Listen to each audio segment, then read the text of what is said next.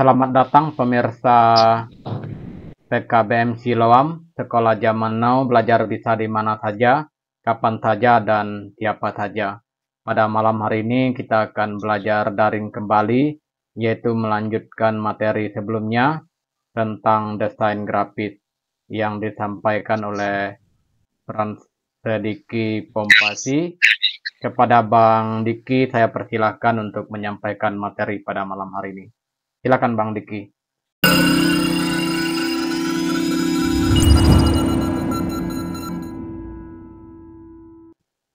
Baik, selamat malam untuk kita semua.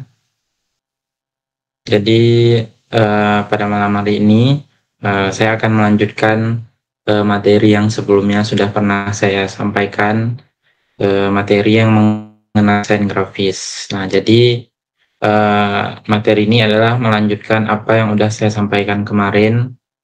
Nah, di sini saya akan menjelaskan beberapa hal yang mungkin kemarin belum sempat saya sampaikan.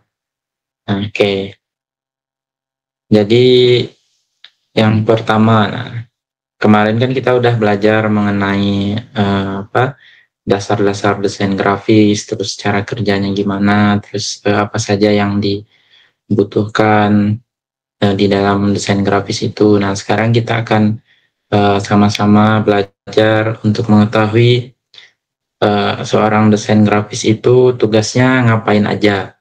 Nah, jadi tugas utama dari seorang desain grafis itu adalah menyampaikan pesan atau informasi dengan cara visual dan kreatif. Nah, jadi ini adalah salah satu tugas utama dari seorang desain grafis, yang mana dia membuat sebuah karya dan melalui karya tersebut terdapat sebuah informasi atau pesan yang mana berisi maksud atau tujuan tertentu. Oke, lanjut. Nah, sekarang kita akan mengetahui apa saja penerapan bidang desain grafis. Oke, yang pertama itu menciptakan identitas baru. Nah, jadi seorang desain grafis itu membantu sebuah perusahaan atau yaitu bisa membantu sebuah perusahaan untuk menciptakan identitas ataupun sebuah brand dalam bentuk visual, sehingga dapat menggambarkan karakteristik suatu perusahaan atau produk.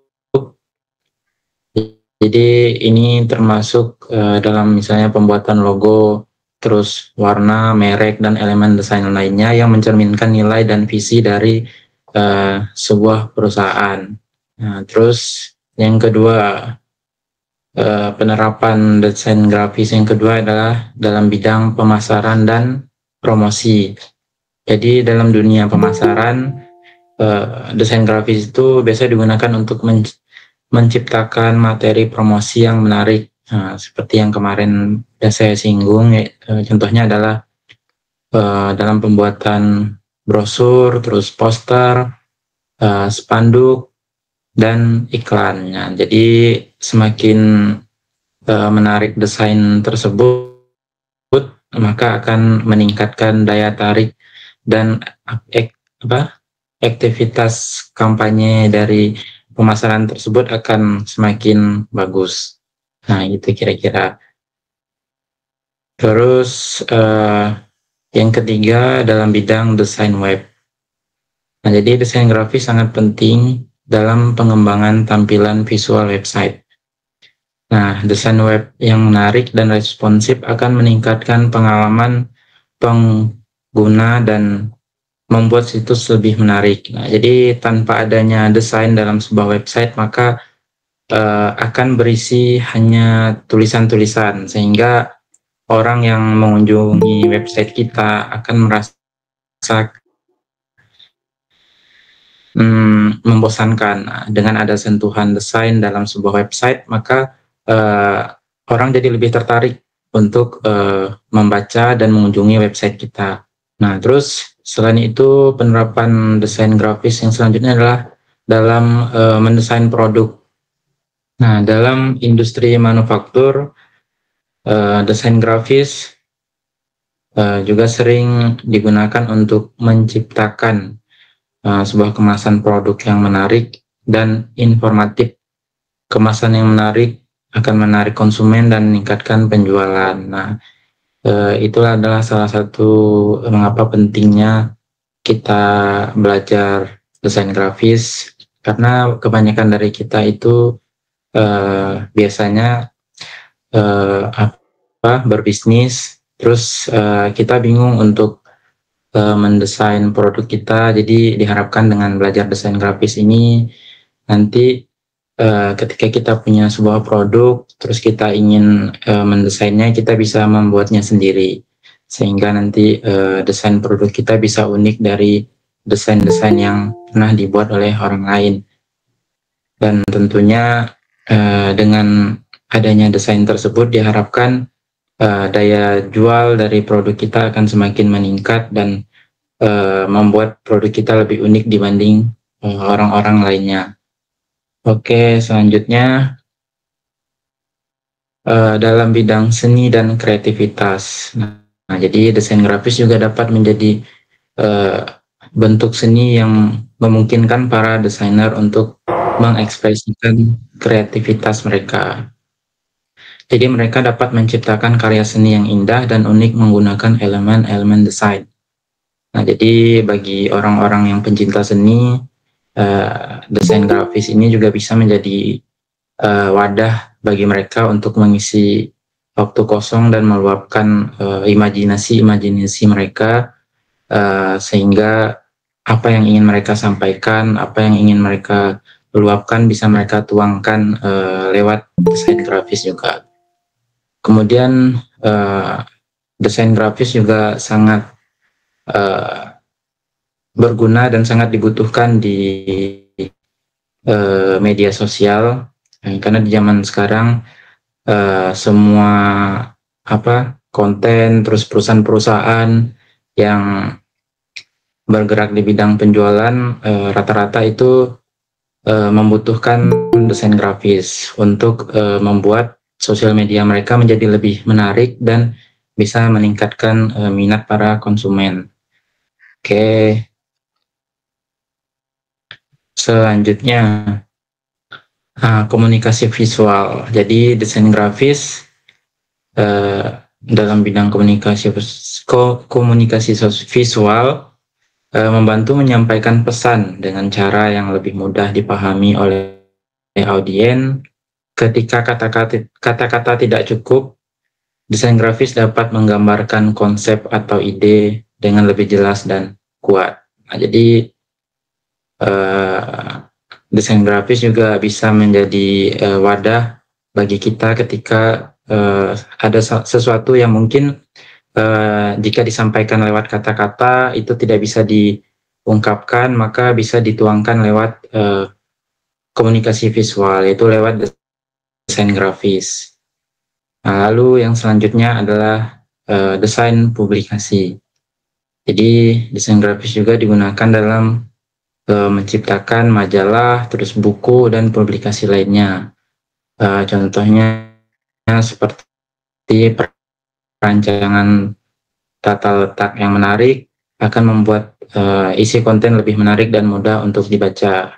Jadi dalam pembuatan majalah seperti yang ada di samping ini, itu sebelum setelah dibuat artikelnya, kemudian supaya majalah ini lebih menarik baca, tahap yaitu supaya nanti ketika dipublikasi orang-orang akan tertarik untuk membaca majalah tersebut, karena tanpa ada sentuhan desain maka majalah tersebut akan seperti biasa-biasa saja.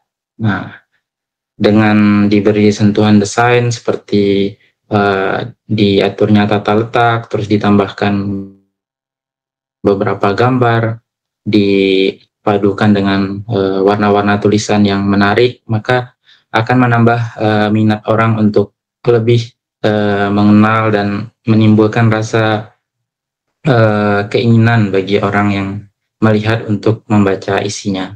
Kira-kira seperti itu. Nah, terus apa saja keahlian yang harus dimiliki seorang desain grafis? Yang pertama, kreativitas. Nah, lalu yang kedua, kita itu harus menguasai software desain. Jadi sebelum kita mendesain, kita harus menentukan dulu software apa yang ingin kita pakai. Nah, jika udah ketemu software apa yang ingin kita pakai, maka kita wajib untuk menguasai software tersebut dan fokus untuk mengetahui kira-kira tools apa yang harus dikuasai ketika ingin membuat ini, membuat itu, sehingga ketika mendesain kita udah lancar. Jadi diharapkan untuk fokus untuk menguasai satu software saja sebelum memutuskan untuk pindah ke software yang lainnya. Terus seorang desainer juga perlu bisa mengatur yang namanya manajemen waktu yang baik. Karena ketika kita menjadi seorang desainer, maka sesuai yang kita harapkan, misalnya ketika klien-klien misalnya yang membutuhkan desain kita itu banyak, nah maka kita harus bisa menjanjikan kepada mereka untuk menyelesaikan proyek-proyek yang mereka kasih untuk diselesaikan tepat waktu. Nah, dengan begitu maka kita akan dianggap oleh klien itu adalah seorang profesional. Nah, kemudian selanjutnya yang diperlukan dalam desain grafis yaitu skill komunikasi yang baik. Nah, jadi dengan kita memiliki skill komunikasi yang baik, diharapkan kita dapat mengetahui apa yang diinginkan oleh klien kita. Nah, jadi dengan adanya komunikasi, dengan adanya wawancara terhadap klien yang membutuhkan jasa kita, nah diharapkan kita menjadi tahu kira-kira yang mereka butuhkan apa, sehingga apa yang kita buat nantinya sesuai sama keinginan mereka. Nah, lalu kemampuan presentasi. Nah, ini adalah salah satu yang sangat penting dari yang dimiliki oleh seorang desain grafis. Karena desain yang udah kita buat itu wajib kita jelaskan dan kita kenalkan kepada klien yang memesan desain tersebut. Nah, supaya apa?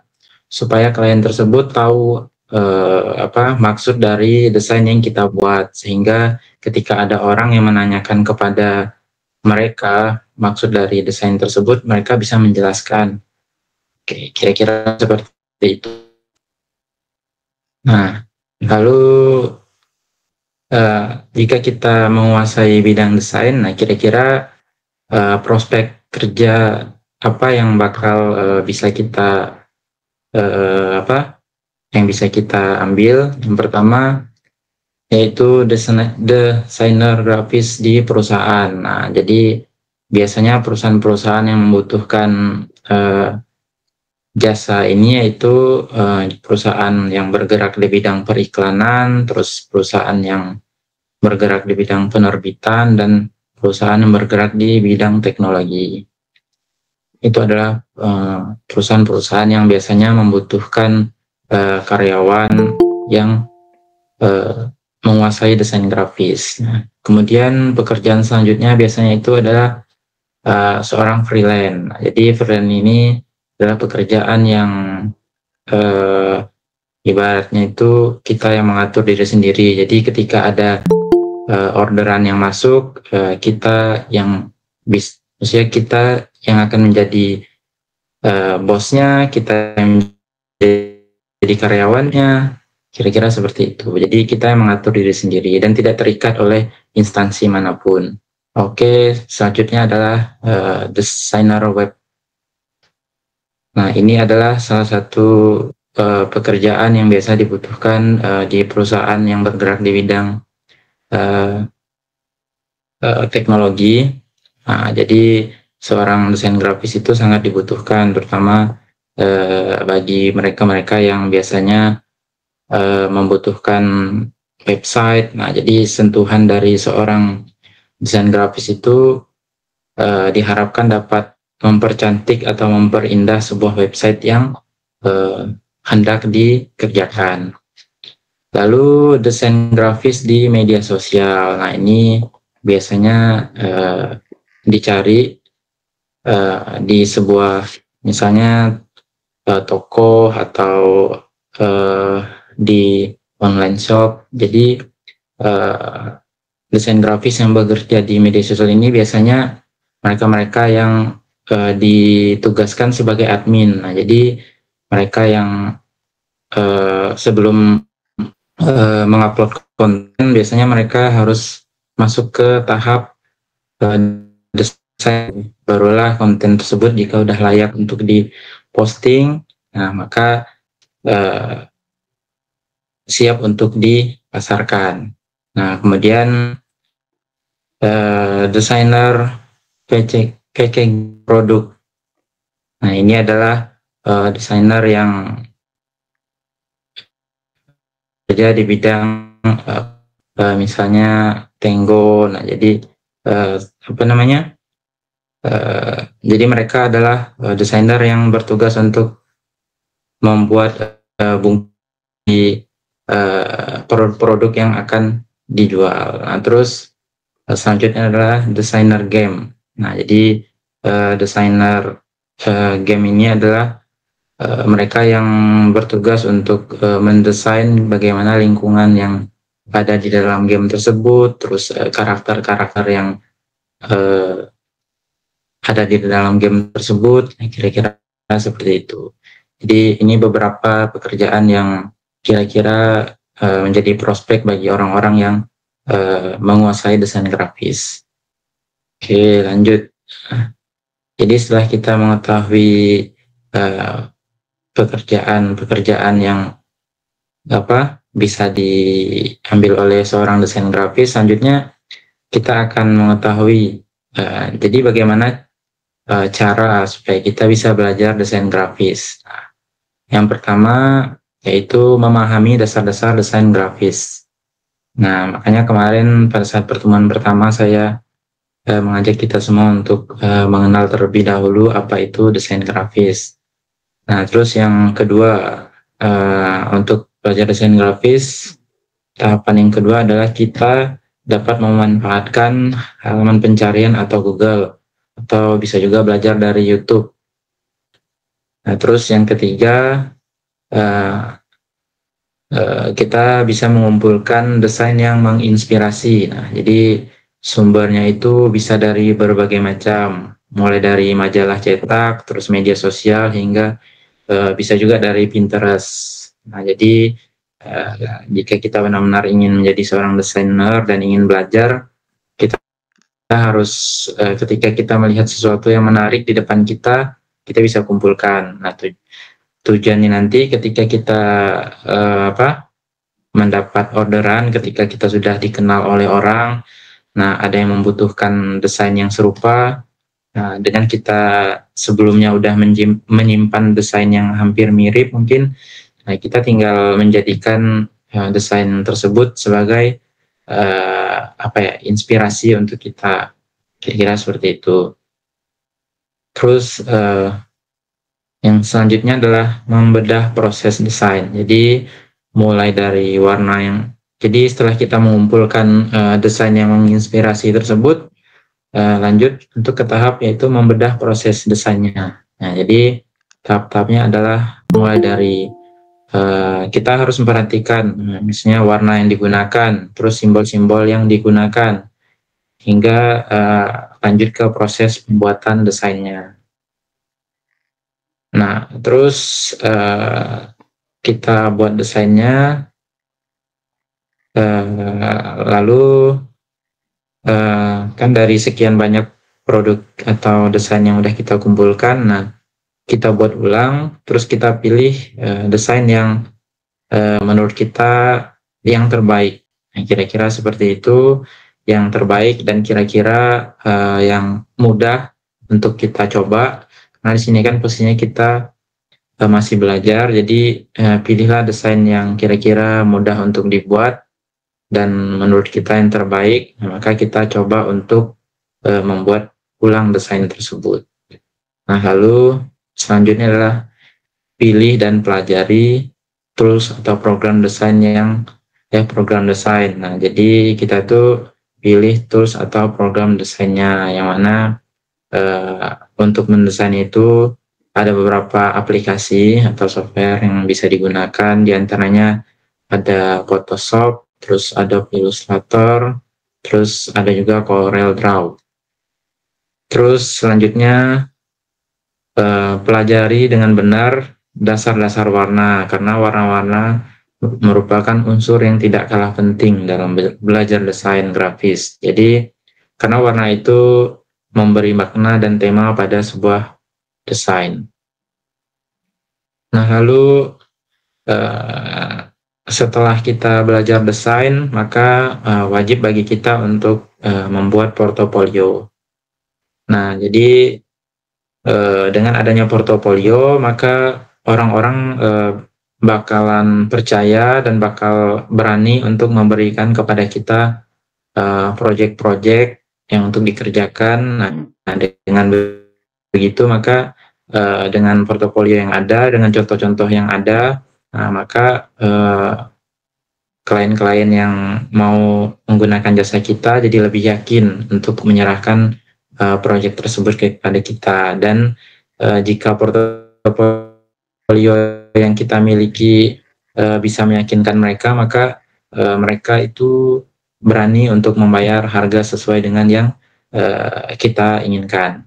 Nah, jadi selanjutnya untuk belajar desain juga kita bisa mengikuti komunitas desain grafis. Nah, biasanya itu ada di Facebook mungkin, terus ada di WhatsApp. Jadi mungkin ada di sebuah perkumpulan di masyarakat yang mungkin ada komunitas tersendiri yang memang kumpulan orang-orang yang hobi desain. Nah, boleh kita ikuti jika benar-benar berniat ingin belajar desain grafis. Terus jika sudah belajar dan kita udah mengetahui cara-cara untuk mendesain, maka tahap selanjutnya adalah membuka diri dan siap untuk dikritik dan diberi saran. Nah, jadi ketika kita udah bisa membuat desain dan desain tersebut udah jadi, maka wajib bagi kita untuk minta pendapat terutama kepada orang-orang terdekat, bahkan kepada orang-orang yang emang udah profesional di bidang desain tersebut. Nah, dan kita harus siap untuk menerima kritikan, karena dari kritikan tersebutlah kita bisa mendapat dapat memperbaiki diri untuk menjadi lebih baik lagi ke depannya. Kira-kira seperti itu. Oke. Terima kasih. Nah, jadi setelah materi yang kita bahas hari ini, maka pertemuan selanjutnya kita akan mencoba untuk mengetahui bagaimana cara mendesain. Yaitu kita akan langsung mempraktekkan dengan membuat desain yang mudah terlebih dahulu sampai ke yang lumayan sulit. Nah, nanti kita akan coba dan kita akan belajar bersama-sama. Oke, mungkin itu saja yang bisa saya sampaikan untuk hari ini. Sekian dan terima kasih. Kembali ke Pak Billy.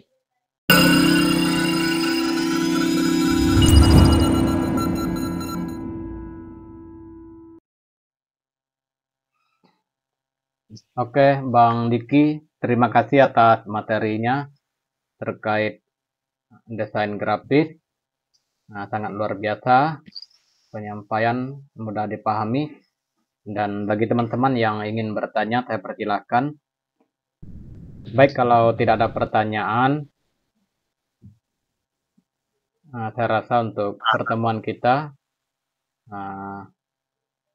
cukup sekian. Kalau masih ada tambahan, Bang Diki, silakan Bang Diki. Untuk tambahan mungkin belum ada. Jadi nanti di pertemuan selanjutnya kita akan langsung ke praktek. Mungkin itu saja yang bisa saya tambahkan. Oke, sekali lagi saya ucapkan terima kasih kepada Bang Diki dan kepada tutor semua yang hadir pada malam hari ini. Saya ucapkan banyak terima kasih dan kepada siswa-siswi yang aktif. Terima kasih atas kehadirannya dan pembelajaran seperti pada malam hari ini adalah pembelajaran yang memberikan wawasan dan pengetahuan yang sangat luar biasa dan juga merupakan rekam jejak kita menempuh pendidikan di PKBM Siloam. Oke teman-teman, untuk pertemuan pada malam hari ini saya rasa cukup sekian. Sekali lagi saya ucapkan terima kasih buat semuanya. Selamat malam, sampai ketemu lagi pada pertemuan berikutnya. Oke, terima kasih. Salam sehat selalu buat semuanya.